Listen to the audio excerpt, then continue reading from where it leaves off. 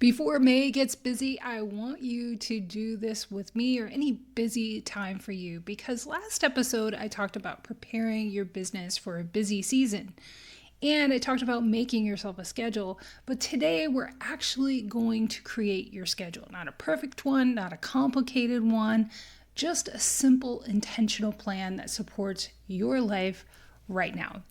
I'm Angela, certified confidence coach, business mentor for mom entrepreneurs, Reiki practitioner, and mom of two. And here is what I have learned. Busy seasons don't feel overwhelming because you don't have time.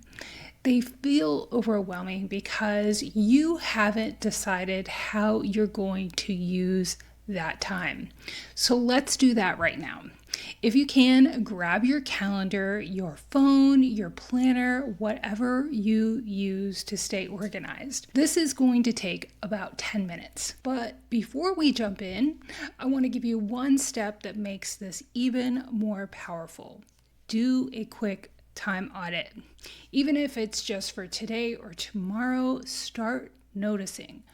What are you actually doing? How long does it take? And most importantly, how does it make you feel? Because this is the part most people skip. You might realize something only takes you 30 minutes but drains you for the rest of the day.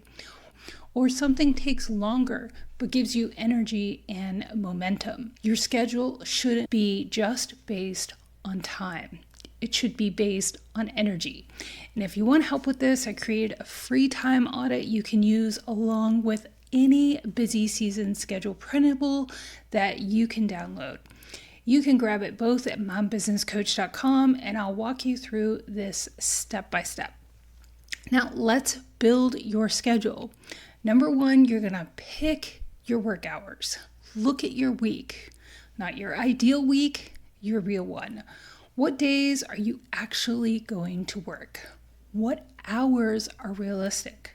Maybe it's 9 to 1. Maybe it's 3 days a week. Maybe it's 4. Maybe it's just evenings. Maybe it's shorter pockets of time. This is where so many women get stuck, trying to force a schedule that really doesn't fit their life. I know because I've done that. Your business should fit your life in the season you're in, not some ideal one. Step 2 is to block family time first. School events, recitals, evenings, weekends, block those first. Not after work, not if there's time, but first. Because if you don't protect it now, your business will take it over later. Step 3, add buffer space. This is the step that changes everything. Choose 1 to 2 lighter days or open blocks in your week.